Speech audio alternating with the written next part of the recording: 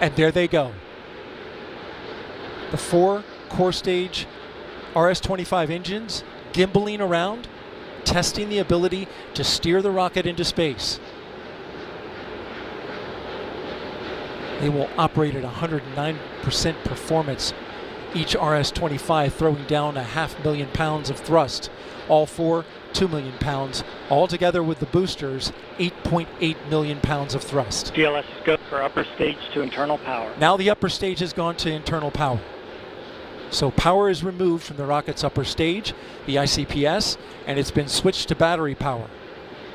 The same milestone is coming up for the core stage at T-minus 1 minute and 30 seconds.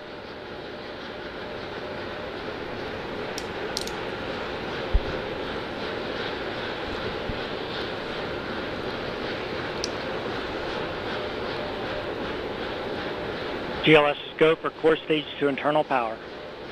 The rocket's core stage, which houses the 3 flight computers, is now on battery power.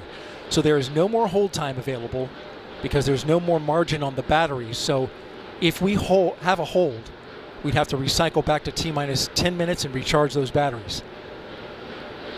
The count continues. A note now, shortly after liftoff. 1 minute.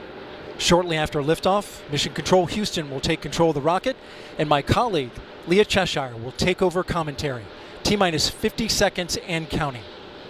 Coming up at T-minus 33 seconds, the GLS will hand off control to the ALS. This is the autonomous launch sequencer. On board the rocket, it will take over command and control of the rocket. But the ALS will check, make sure there's no holds coming from the ground up until T-minus 2 seconds. GLS, go for ALS. And we are go for ALS. The Space Launch System is now counting down to liftoff of Orion on its maiden voyage to the moon. Launch team can no longer recycle the count. Sound suppressor water now flowing 15. under the ML. And here we go. 10. Hydrogen GLS, burn-off go for igniters core stage initiated. engine start. 7, 6, 5. Core stage engine start. 3, 2, 1. Boosters in ignition. And liftoff of Artemis 1. We rise together back to the moon and beyond.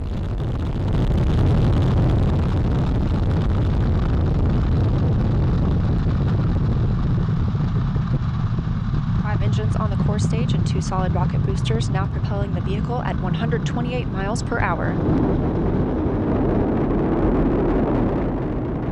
Hearing good control on the roll from teams in Mission Control Houston. All good calls so far. Now 30 seconds into the flight of Artemis 1. First milestone will be for the vehicle to pass through max Q at about 1 minute and 9 seconds into launch. This is the greatest period of atmospheric force on the rocket.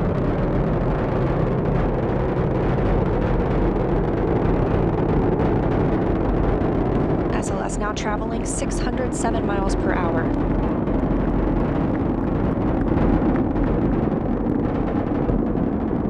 You're looking at 8.8 million pounds of maximum thrust. Quiet here in the loops in Mission Control.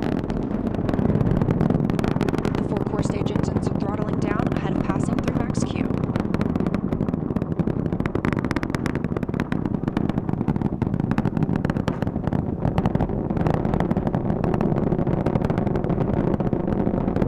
Now 1 minute, 21 seconds into the flight, traveling at 1,420 miles per hour.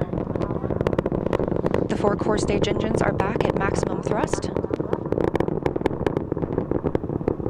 The next major milestone will be for the solid rocket boosters to cut off and jettison at about 2 minutes and 11 seconds into the flight, so about 30 seconds from now. Again, quiet here in Mission Control Houston as teams continue monitoring the flight of Artemis 1. We're now 16 miles downrange from the launch pad at Kennedy Space Center, traveling over 2,800 miles per hour.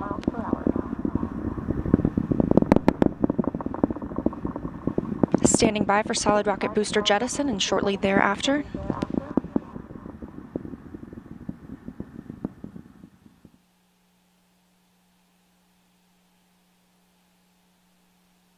Confirmation that the solid rocket boosters have separated these 177-foot boosters. Now the core stage continues to power the flight of Orion. All RS-25 engines firing, traveling over 3,400 miles per hour, 46 miles downrange.